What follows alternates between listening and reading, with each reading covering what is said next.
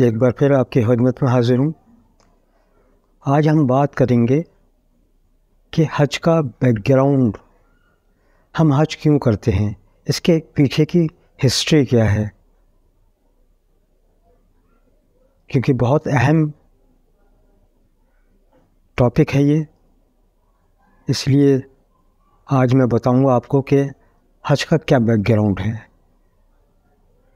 جب حاجی حج کرنے جائیں تو وہ اپنا ذہن میں رکھیں کہ ایک ایک چیز کہ ہم حج کیوں کر رہے ہیں، اس کی وجہ کیا ہے، پہلا حج کس نے کیا، کب سے حج کرنا شروع ہوا، یہ سب میں آپ کو بتاؤں گا۔ لیکن سب سے پہلے آج کی میں آپ کو اپڈیٹ دے دیتا ہوں۔ اس بار ہندوستان سے 1,75,025 حاجی حج کرنے جا رہے ہیں ماشاءاللہ۔ حج کمیٹی آف انڈیا سے 1,40,020 حاجی حج کے لیے جائیں گے، اور پی ٹی او یعنی کہ پرائیویٹ ٹور آپریٹر کے ذریعے سے 35,005 حاجی حج کرنے جائیں گے۔ ابھی تک دنیا سے تقریباً 2,58,668 حجاج کرام مدینہ اور مکہ پہنچ چکے ہیں۔ ہندوستان سے 1 جون 2023 شام 6 بجے تک کی جو تازہ ترین خبریں ہیں، اس کے مطابق 34,428 حاجی مدینہ پہنچ چکے ہیں، جن میں سے تقریباً 5,278 حاجی مکہ روانہ ہو چکے ہیں 8 دن اپنے مدینے میں پورا کرنے کے بعد، اور ابھی تک 108 فلائٹس ہندوستان سے مدینہ جا چکی ہیں۔ جب حجاج کرام مدینہ سے مکہ پہنچے تو عزیزیہ میں شاہد عالم صاحب، کونسلیٹ جنرل آف انڈیا نے اپنی پوری ٹیم کے ساتھ سب کا خیر مقدم کیا اور ہر طرح کی سہولیت کا اطمینان دلایا۔ حج کمیٹی کی سائٹ پر ایک واٹس اپ نمبر دیا گیا ہے، جس میں ہندوستان سے یا سعودی عرب سے جو بھی حاجیوں کی پرابلم ہے وہ اس میں اپنی پرابلم بھیج سکتا ہے اور ان کا انشاءاللہ حل بھی کیا جائے گا۔ تو میں آپ کو نمبر بتا دوں، آپ نمبر نوٹ کر لیجئے، 9967190309۔ ایک بار پھر بتاتا ہوں، 9967190309۔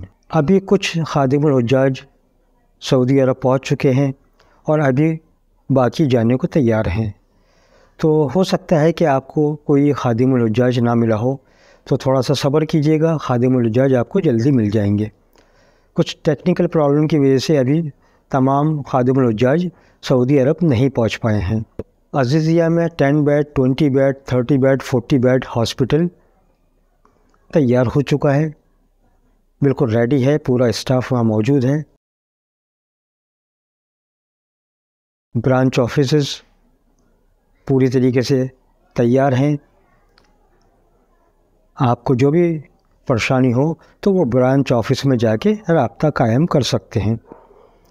ان سب چیزوں کے بارے میں نے اپنی جو سیریز ہے، میری حج کی جو سیریز ہے، پارٹ 1 سے لے کر پارٹ 19 تک، وہ آپ دیکھ سکتے ہیں۔ اس میں برانچ آفس میں جو لوگ ہوتے ہیں ان کی کیا ذمہ داریاں ہوتی ہیں، جو ہاسپٹل ہوتے ہیں 30، 20، 40 بیڈس، وہاں کیا سہولتیں ہوتی ہیں، تو یہ سب آپ کو کلیئر ہو جائے گا۔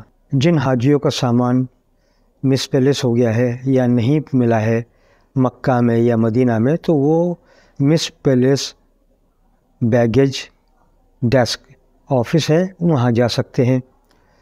دوسرا میں نے بتایا کہ جنرل گریونس ڈیسک بھی ایک ہے جو آپ کی پرابلم کو سولو کرتے ہیں، جیسے پیسے کھو جانا یا اور کوئی پرابلم ہے آپ کو تو شیئر کرنا چاہتے ہیں کسی سے اور آپ شیئر نہیں کرنا چاہتے، تو آپ جنرل گریونس ڈیسک میں بھی جا سکتے ہیں۔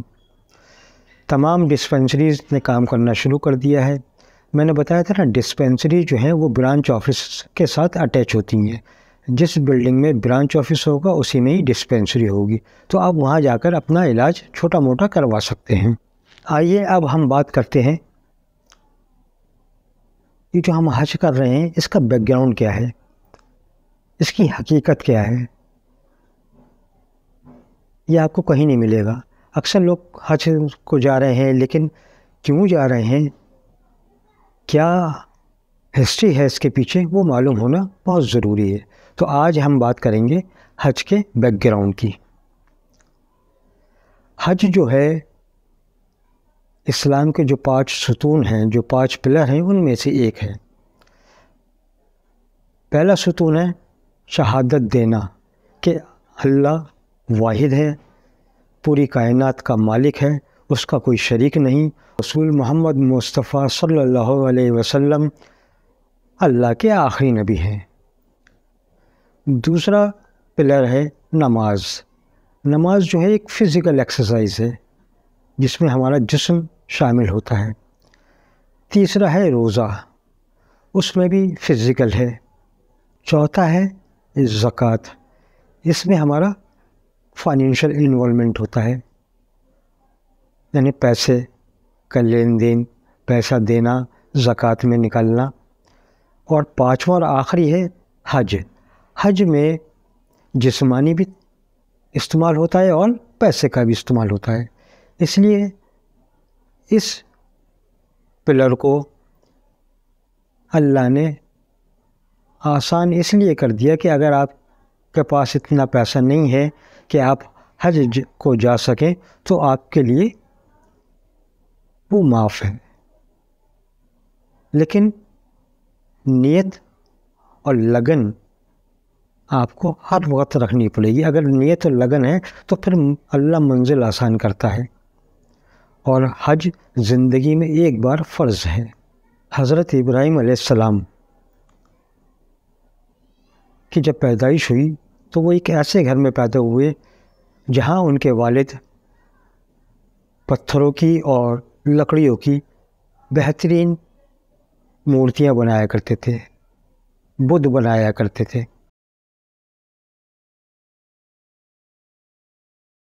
اور ایک نجومی نے بتایا، اس زمانے کا جو بادشاہ تھا نمرود، کہ اس سال اے بیبی بوائے، یعنی کہ ایک لڑکا یہاں پیدا ہوگا اور وہ آپ کی بادشاہت کو ختم کر دے گا، آپ کی سلطنت کو مٹا دے گا. تو نمرود نے حکم جاری کر دیا کہ جو بھی بچہ مرد لڑکا پیدا ہوگا اس کو قتل کر دیا جائے. تو ایک کوہرام سا مچ گیا، سب جگہ ڈھونڈ ڈھونڈ کے دیکھا گیا کہاں کہاں بچے پیدا ہوئے ہیں یا کون کون عورتیں جو ہیں حاملہ ہیں، وہ ان کو وہیں مار دیا گیا اور ایک افراتفری کا ماحول بن گیا. حضرت ابراہیم علیہ السلام کی والدہ کو جب پتہ چلا تو وہ اس بستی سے دور ایک غار میں چلی گئیں اور آپ کو وہیں پیدائش ہوئی اور آپ نے اس بچے کو وہیں رکھا. آپ اس کو دودھ پلاتی تھیں اور پھر آپ جال لگا کر، لکڑیوں کو جال لگا کر اس غار سے بستی میں واپس آ جاتی تھی اور پھر جاتی تھیں.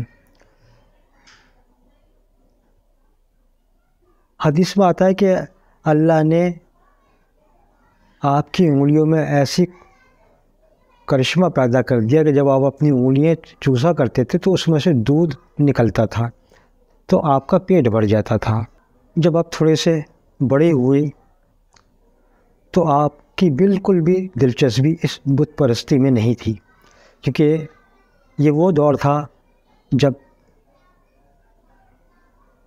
بت پرستی عروج پر تھی.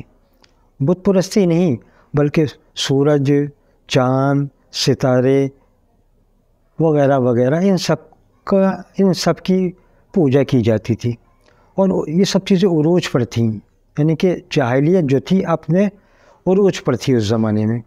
لیکن حضرت ابراہیم علیہ السلام کو ان چیزوں سے بڑی نفرت تھی.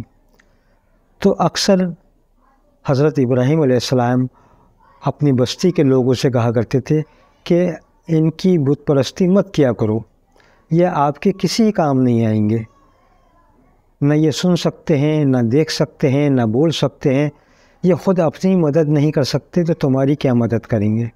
تو لوگ اس کو بہت برا مانا کرتے تھے، اور وہاں کے لوگ حضرت ابراہیم علیہ السلام سے بہت خفا رہا کرتے تھے، یہاں تک کہ یہ لوگ اپنے بادشاہ نمرود تک کی پوجا کیا کرتے تھے۔ جیسے جیسے آپ بڑے ہوتے چلے گئے، آپ کا دل پاک اور صاف ہوتا چلا گیا، کیونکہ اللہ کی طرف سے آپ کو سب کچھ بتا دیا گیا تھا۔ آپ اس بت پرستی سے بے حد نفرت کیا کرتے تھے۔ اس زمانے میں جب باہر کا موسم آتا تھا، یعنی اسپرنگ سیزن جب آتا تھا، تو وہاں کے لوگ بستی سے دور جا کر اس کو سیلیبریٹ کرتے تھے تہوار کی طرح، اور پھر وہاں پوجا کیا کرتے تھے بتوں کی، لکڑی سے بنے، پتھروں سے بنے، چاند کی، سورج کی، ستاروں کی، نمرود کی۔ تو جب ایک بار سب لوگ بستی چھوڑ کر گئے تو حضرت ابراہیم علیہ السلام نے کلاڑی اٹھائی اور جتنے بھی چھوٹے بت تھے ان سب کو توڑ دیا، اور کلاڑی جو تھی وہ بڑا جو بت تھا اس کے کندھے پر رکھ دی۔ جب لوگ وہاں سے واپس آئے تو بڑے خفا ہوئے، آگ ببولا ہو گئے کہ یہ کیا ہو گیا۔ سب کا شک گیا کہ یہ ابراہیم کا کیا ہوا ہے۔ نمرود نے حکم جاری کر دیا کہ ابراہیم کو پکڑ کر لاؤ۔ تو جب ابراہیم علیہ السلام سے پوچھا گیا کہ یہ کس نے توڑے، تو بولے اس بڑے والے بت سے پوچھو، مجھے لگتا ہے اس نے چھوٹے والے بتوں کو توڑ دیا، اور اب یہ بول نہیں سکتا، اور تم لوگ اس کی پوجا کرتے ہو۔ اب اسی سے پوچھو کہ اس نے کیوں توڑے سب کو۔ اس کے بعد نمرود نے حکم دیا کہ حضرت ابراہیم علیہ السلام کو گرفتار کر لیا جائے، اور اس کو ایسی سزا دی جائے گی کہ لوگوں کی نظر میں مثال بنے گی۔ اور پھر ایک بہت بڑی کھائی کھودی گئی، اور اس میں ہفتوں وہاں کے بستی کے لوگوں نے لکڑیاں جمع کریں، اور بہت زیادہ لکڑیاں اس میں ہوئی کہ وہ بہت بڑی کھائی تھی۔ پھر یہ ہوا کہ اس میں آگ میں ڈالا کیسے جائے، کیونکہ جب آگ جلائی جائے گی اتنی لکڑیوں میں تو تپش بہت ہوگی۔ تو پھر منجنی بنائی گئی، منجنی کہتے ہیں توپ، وہ منجنی ہوتی ہے، تو منجنی میں رکھ کر حضرت ابراہیم علیہ السلام کو آگ میں پھینکا گیا۔ آگ کافی دور تک اتنی تپش تھی کہ لوگ پیچھے کو بھاگتے تھے، اور اس آگ میں حضرت ابراہیم علیہ السلام کو پھینکا گیا۔ جیسے ہی حضرت ابراہیم علیہ السلام کو آگ میں پھینکا گیا، حضرت جبرائیل علیہ السلام آئے اور آپ نے آگ کو ٹھنڈا کر دیا اللہ کے حکم سے، اور کہا کہ حضرت ابراہیم علیہ السلام بتائیے آپ کو کیا چاہیے۔ تو بولے مجھے تم سے کچھ نہیں چاہیے، اپنے رب سے چاہیے۔ تو اس آگ کو باغ کی طرح، باغ جیسے آپ باغ میں بیٹھو ہوں ایسا ٹھنڈا کر دیا گیا، اور آپ کو کوئی نقصان نہیں ہوا۔ جو آپ کے ہاتھ اور پیر بندھے تھے صرف وہ رسیاں جلیں، باقی آپ کو کچھ بھی نقصان نہیں ہوا۔ یہ حضرت ابراہیم علیہ السلام کا پہلا ہی امتحان تھا جو آپ نے دیا۔ حضرت ابراہیم علیہ السلام نے اپنی پوری زندگی میں بڑے امتحان دیے، صرف اللہ کی رضا کی خاطر، کیونکہ اللہ کی طرف سے حکم تھا کہ بت پرستی نہیں کرنی ہے تو آپ نے نہیں کی۔ اللہ واحد ہے، آپ کا یہی کہنا تھا کہ اللہ ایک ہے، آسمان اور زمین سب اس نے بنائے ہیں، اگر عبادت کرنی ہے تو اس کی عبادت کرو، یہ سب بیکار کی چیزیں ہیں۔